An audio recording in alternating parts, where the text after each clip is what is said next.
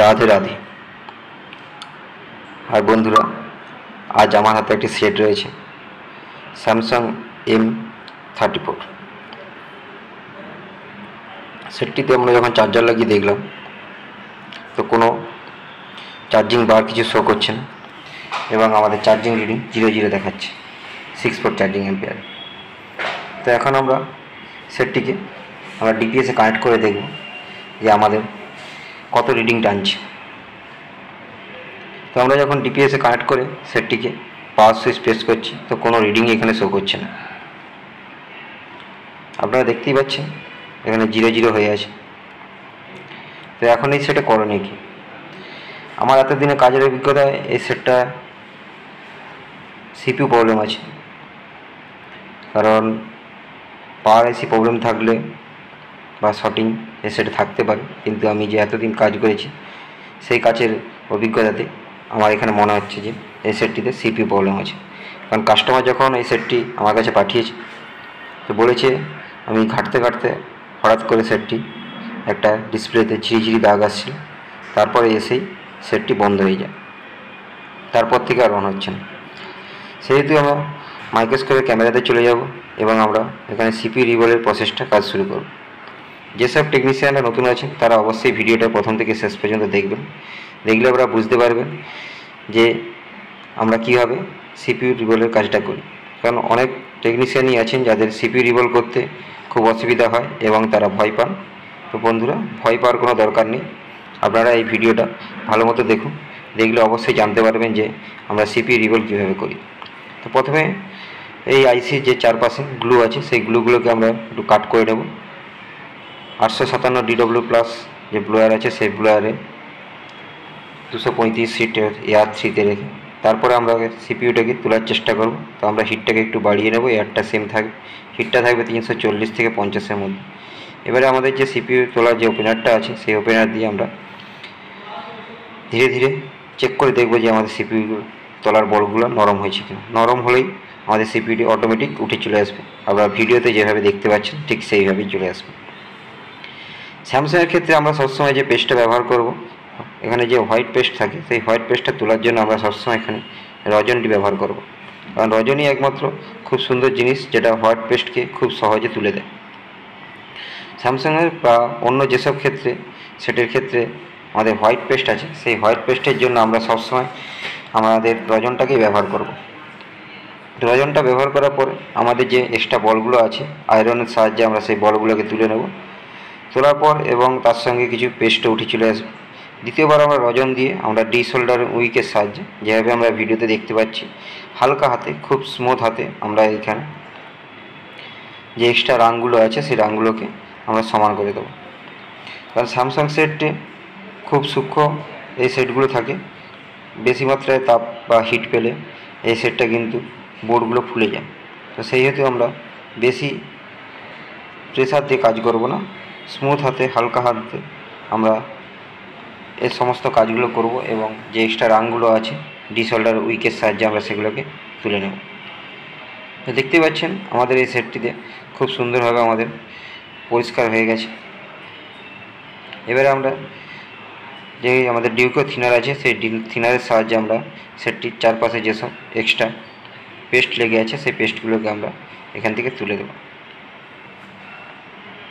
যেসব টেকনিশিয়ানরা আমার চ্যানেলে নতুন ভিডিও দেখছেন তারা অবশ্যই চ্যানেলটিকে সাবস্ক্রাইব করে দেবেন এবং পাশে থাকা বেল আইকনটি অবশ্যই অন করে দেবেন, যাতে পরবর্তীকালে নিত্য নতুন এসব ধরনের ভিডিও সবার আগে আপনার কাছে পৌঁছে যায়। এবং ভিডিওটা যদি অবশ্যই ভালো লেগে থাকে তো লাইক করবেন ও কমেন্ট করবেন এবং শেয়ার করে বন্ধুদের মাঝে ছড়িয়ে দেবেন। এছাড়া যদি আপনারা অন্য কোনো সেটের ভিডিও দেখতে চান বা অন্য কোনো প্রবলেমের ভিডিও দেখতে চান তার জন্য আমাকে কমেন্ট করে জানাতে পারেন, আমি চেষ্টা করব আপনাদের জন্য সেই সব ভিডিও আনার। তো আমাদের এখানে যখন সেটের বোর্ডটি পরিষ্কার হয়ে গেছে, এবারে আমাদের সিপিইউটিকে পরিষ্কার করার পালা। এটাকে আমরা ঠিক সেম হিটে এবং আয়রনের সাহায্যে আমরা যে পেস্টগুলো আছে সেই পেস্টগুলোকে আমরা খুব সুন্দরভাবে তুলে নেব। হালকা হাতে হালকা ঘষলেই কিন্তু এই পেস্টগুলো খুব সুন্দরভাবে চলে আসবে, কারণ এখানে আমি অন্য পেস্টের বদলে এখানে আমরা রজন ইউজ করেছি। রজন নিয়ে আমরা যখন হিট দেব রজনের তাপমাত্রাটা অটোমেটিক বেড়ে গিয়ে ওই পেস্টগুলোকে খুব সহজেই কিন্তু তুলে দেয়। এবার দেখতেই পাচ্ছেন কত সুন্দরভাবে আমাদের যে পেস্টগুলো আছে সেই পেস্টগুলো সিপিইউ থেকে আলাদা হয়ে যাচ্ছে এবং আমাদের কোনো সিপিইউর কোনো ক্ষতিও হচ্ছে না। তো সিপিইউকে ভালোভাবে আমরা পরিষ্কার করে নেব। পরিষ্কার করার পর তারপরে আমরা এটাতে বল করব। এখানে কিন্তু যেসব নতুন টেকনিশিয়ানরা আছে তারা এই সিপিইউ পরিষ্কার করার ক্ষেত্রে এবং বল করার ক্ষেত্রে খুব প্রবলেমে পড়েন। তো আপনারা ভিডিওটা দেখুন, দেখলে অবশ্যই বুঝতে পারবেন যে কত সুন্দরভাবে একটা সিপিইউ পরিষ্কার করে এবং তাকে বল করা যায়। তো আমাদের এখানে যে পেস্টগুলো ছিল সেই পেস্টগুলো প্রায় উঠে গেছে এবং পরিষ্কার হয়ে কমপ্লিট হয়ে গেছে এবং ধারে ধারে যেসব ছোটো ছোটো আরও কিছু কিছু পেস্ট রয়ে গেছে সেই পেস্টগুলোকে আমরা তুলে নেব।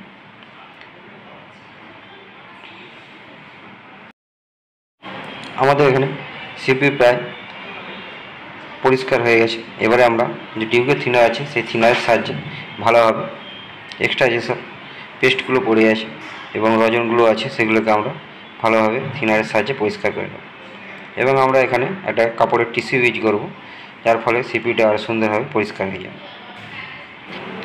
এখানে আমার কাছে এই আইসির কোনো টেনসিল না থাকার কারণে আমি এখানে ইউনিভার্সাল যে টেনসিল আছে সেই টেনসিলের সাহায্যে আমি এখানে রিভলভ করব। নতুন টেকনিশিয়ানরা ইউনিভার্সাল টেনসিলে রিভলভ করতে তাদের খুবই অসুবিধা হয়।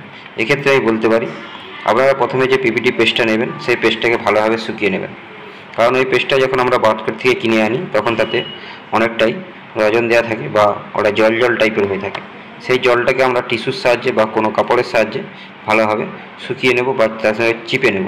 চিপে আমরা নিলেই কিন্তু ওই যে জল জল ভাবটা ওটা কাপড়ে চলে যাবে এবং পিপিটিটা শুকিয়ে যাবে।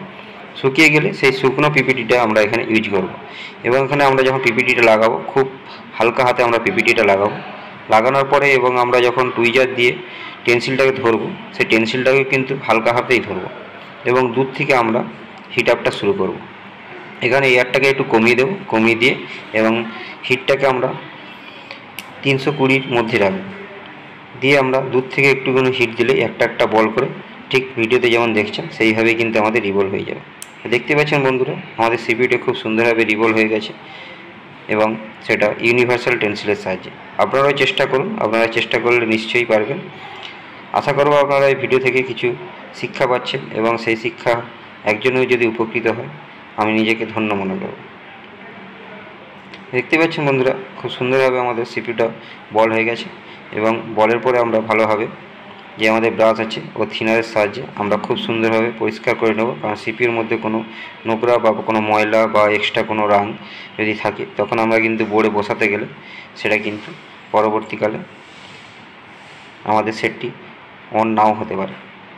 সেই জন্য আমরা ভালোভাবে সিপিইউটাকে পরিষ্কার করে নেব এবং পরিষ্কার করার পর আমরা একটু পেস্ট দিয়ে সিপিইউটাকে একটু হিট দেবো যাতে যেসব এলোমেলো বলগুলো আছে সেই বলগুলো সঠিক মাত্রায় সঠিক স্থানে গিয়ে বসে যায়।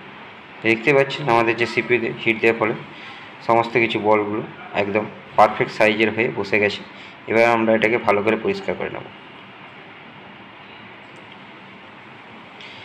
যেসব বন্ধুরা আমার ফেসবুকে মাতৃ টেলিকম চ্যানেলের ভিডিও দেখছেন তারা অবশ্যই চ্যানেলটিকে ফলো করে দেবেন, কারণ এই চ্যানেলেও আমি কিন্তু অনেক নিত্য নতুন ভিডিও প্রতিদিনই প্রায় আপলোড করে থাকি। তো আপনারা সেই ভিডিও দেখে কিছু হলেও শিক্ষা অর্জন করতে পারেন। আমার যেটুকু শিক্ষা সেই থেকেই আপনাদেরকে আমি কিছু জানানোর প্রয়াস করছি। আশা করব আপনাদের এটা ভালো লাগবে।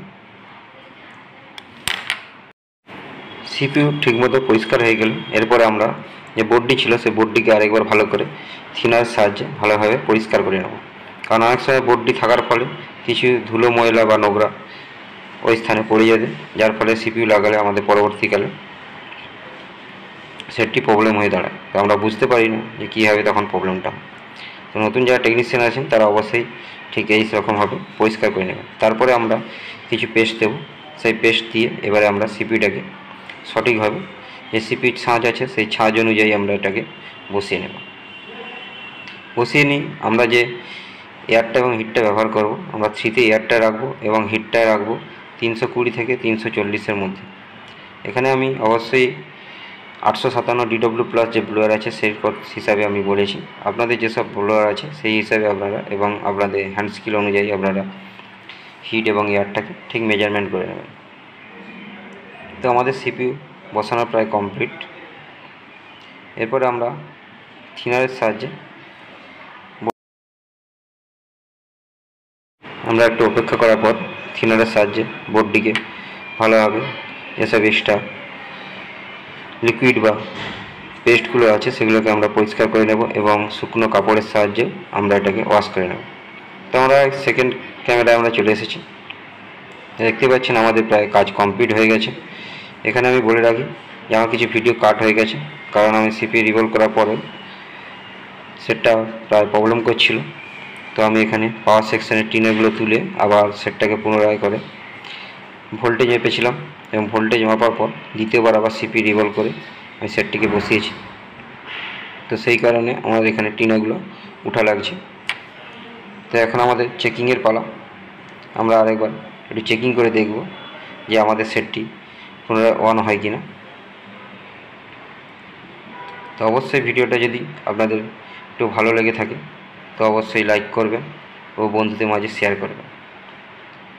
তো ফ্রেন্ডস, আমরা এখানে দেখতে পাচ্ছি আমাদের পাওয়ার সুইচ প্রেস করার পরে আমাদের সেটটি অন হয়ে গেছে এবং স্যামসাং লেখা চলে এসেছে, যেটি ডেড পর্যায়ে ছিল। আমরা একটু ওয়েট করে দেখব যে আমাদের সেটটি পুরো টোটাল অন হয় কি না। আমাদের সেকেন্ড লগতে সেটটি চলে এসেছে। তো আমাদের সেটটি অন হয়ে গেছে আমরা দেখতে পাচ্ছি বন্ধুরা। আমাদের টাচও ঠিকমতো কাজ করছে, যেহেতু এখানে কাস্টমার আমাকে লক দেয়নি সেহেতু সাউন্ড কিছু চেক করা যাবে না। ভিডিও দেখার জন্য ধন্যবাদ।